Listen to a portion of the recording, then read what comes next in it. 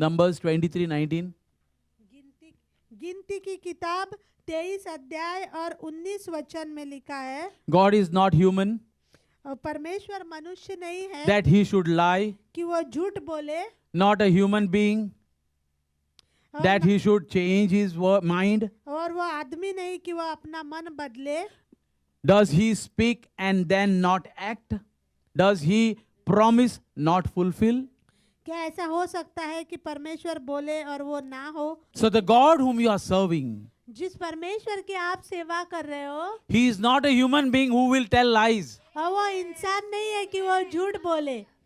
The God whom you are serving is not a God who will say something and then he'll change his mind. वो आदमी नहीं है कि अपनी इच्छा को बदले। If your promises are yet to be fulfilled, God is saying, stay connected to me by reading the word of God. अगर जो आपके जीवन में परमेश्वर के वायदे अभी तक पूरे नहीं हुए हैं, तो परमेश्वर कहता है कि आप वचन के द्वारा मेरे साथ जुड़े रहो। Amen.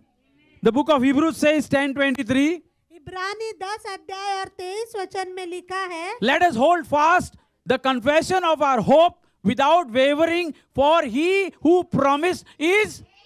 हम अपने आशा के अंगीकार को थामे रहे, क्योंकि जिसने वायदा किया है वो विश्वास योग्य है। He is faithful God. वो विश्वास योग्य परमेश्वर है। I want to encourage you, my friend, this morning.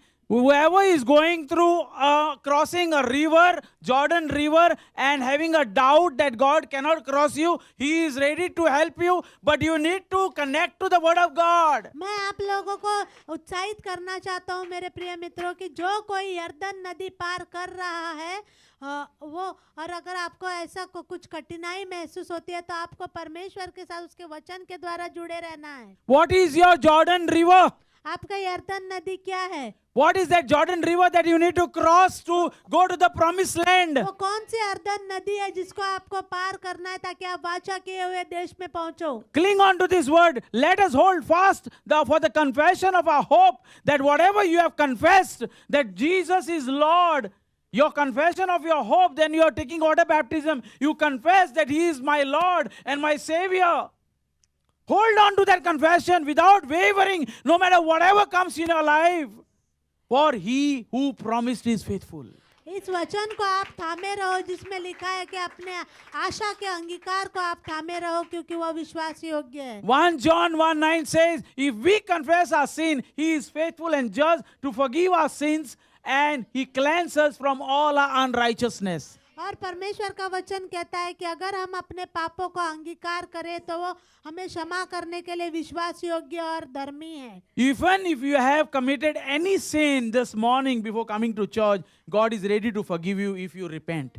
अगर आपने यहाँ पर कलीसिया आने से पहले सुबह भी अगर कोई पाप किया है, तो परमेश्वर आपको क्षमा करने के लिए तैयार है। It does not mean that you will keep on sinning just because the grace is abounding on you. इसका मतलब ये नहीं है कि अनुग्रह भरपूर है तो आप पाप करते ही रहे। Just because there is a grace, that forgiveness का grace है, that doesn't mean that you will keep on sinning.